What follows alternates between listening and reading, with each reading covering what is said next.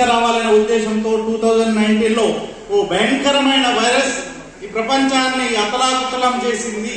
ఆ అతలాకుతలం చేసి ఎంతో మందిని, లక్షలాది మందిని కొట్టన పెట్టుకుంది. అలాంటి సమయంలో ఆయన హాస్పిటల్స్ తిరిగి సిలిండర్స్ ఇచ్చి, వ్యాక్సిన్, మాస్కులు ఇచ్చి ఈ విధంగా చేయడం అనేది ఎవరు కూడా ఆ రోజుల్లో చాలా భయపడతారు. ఫస్ట్ కరోనా వచ్చిన తర్వాత ఒక మనిషి చూడాలంటేనే భయం ఉండే ఆ రోజుల్లో. మరి తస్కిన్ గారు ఆ విధంగా సేవ చేసిండ్రంటే అది చాలా గొప్ప పెద్ద విషయము.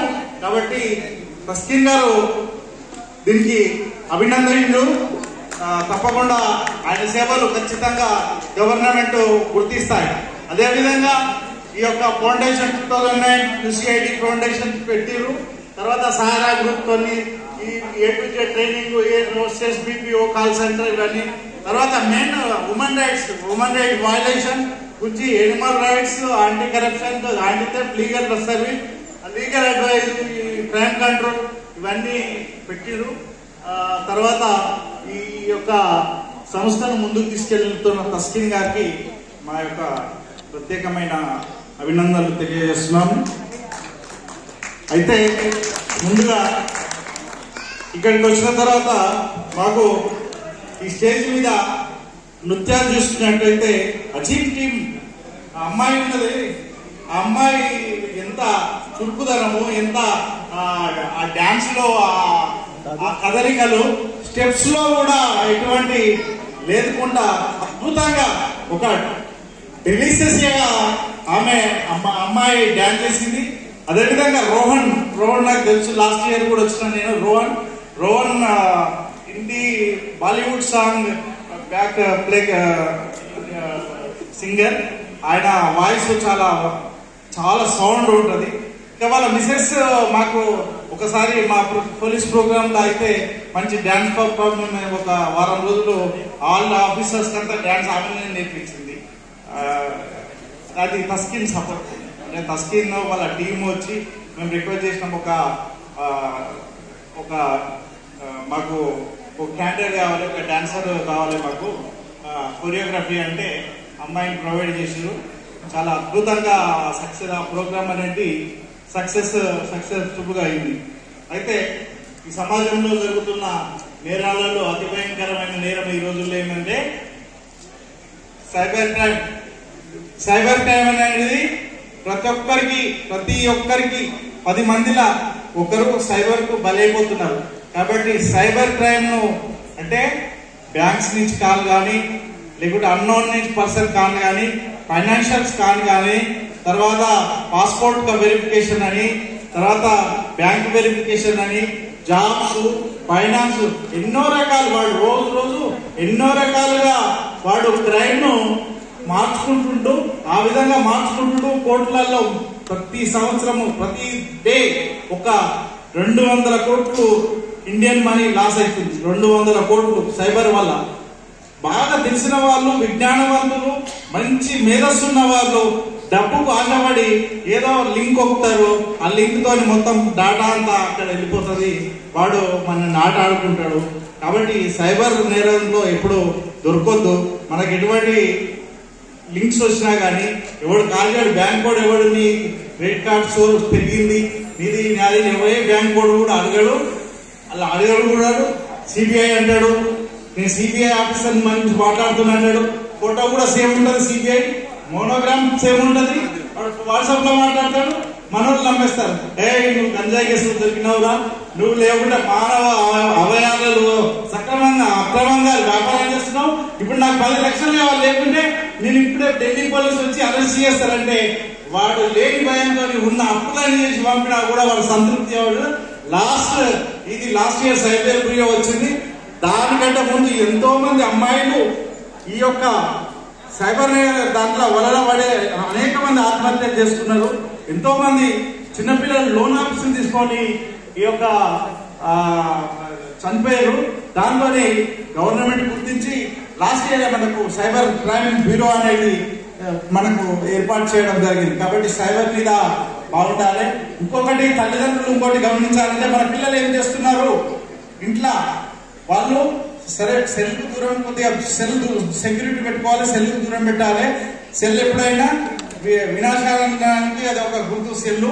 అది ఉన్న మొత్తం సంస్కృతిని అంతా మాయ చేసేసింది. కాబట్టి సెల్లుని ఏ విధంగా ఉపయోగించుకోవాలి, ఎలా ఉపయోగించుకోవాలి అంతవరకే పిల్లలకు నేర్పాలి.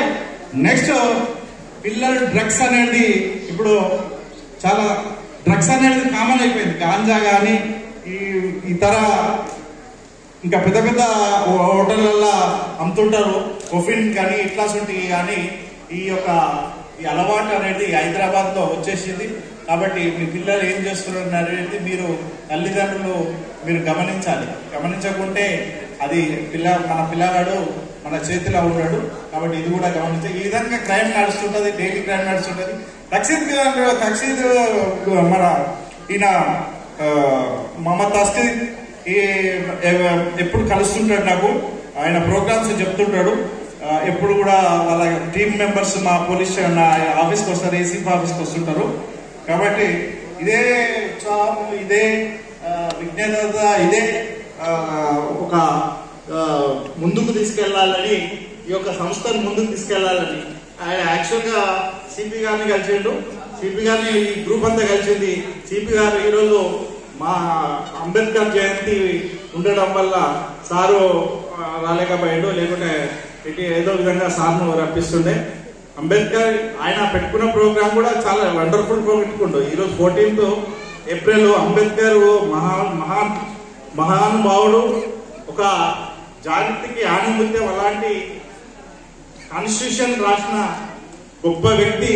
ఈరోజు ఆయన పుట్టినరోజు సందర్భంగా ఆయన 1891 ఇదే రోజు జన్మించిండు. ఒక అది మీద మెహర్ కమ్యూనిటీలో జన్మించారు. మెహర్ కమ్యూనిటీ అంటే అన్టచబిలిటీ, వాళ్ళని తక్కువ లేదు అప్పట్లో. ఆయన వాళ్ళ ఫాదర్ గైక్వాడ్ రాజస్థానంలో ఒక ఉద్యోగం, చిన్న ఉద్యోగి. ఆయన వచ్చిన సెలవుతోనే ఆయన ముంబై యూనివర్సిటీ, తర్వాత ఢిల్లీ, కేంబ్రిడ్జ్ యూనివర్సిటీలో ఒక్కటేసారి 3 PhDలు తీసుకున్న ఏకైక వ్యక్తి ఎవరైనా అంబేద్కర్ అని చెప్పుకోవాలి. ఈ దేశంలో 3 PhDలు, పొలిటికల్ PhD ఉంది, తర్వాత లాలా ఉంది, సైకలాజికల్ ఉంది. 3 PhDలను తీసుకున్న ఒకే వ్యక్తి. 32 డిగ్రీలు ఉన్నాయి. 32 డిగ్రీలు సంపాదించాడు. ఆయన ఒక నిమిషానికి 700 అక్షరాలు చదువుతాడు. అంటే ఎంత తెలివి, ఎంత గొప్పతనము, ఎంత ఆయన యొక్క తేజస్సు. అరిస్టాటిల్ మనకు ఐన్స్టీన్ చెప్పినట్టు మనం మైండ్ లో 2% యూజ్ చేస్తాం. 2% కూడా ఎవరు యూజ్ చేయరు. 2% కంటే తక్కువనే యూజ్ చేస్తారు. ఈ యొక్క జ్ఞానం అనేది ఒక ఎలాంటిది అంటే ఒక సముద్రం లాంటిది. అందులో మనం కొంతమంది 1% ఉపయోగించారు, కొంతమంది 7% ఉపయోగించారు, 0.7 ఉపయోగిస్తారు. 2% ఉపయోగించడం మహా ఇంటెలిజెంట్ అవుతారు, ఐన్స్టీన్ చెప్పినట్టు. అలాంటి వారిలో అంబేద్కర్ గారు ఒకరు. కాబట్టి ఆ మహనీయుని జన్మదినం సందర్భంగా రస్కిన్ గారు ఈ ప్రోగ్రాం ఏర్పాటు చేయడం అనేది మనకు చాలా ఆనందకరం. అదేవిధంగా వీళ్ళు ఎప్పుడు అడుగుతుంటారు ఏదో ఒకటి చేయాలని. నేను కూడా పోయినసారి వీళ్ళ గ్రూప్ తోని డాన్స్ చేసిన.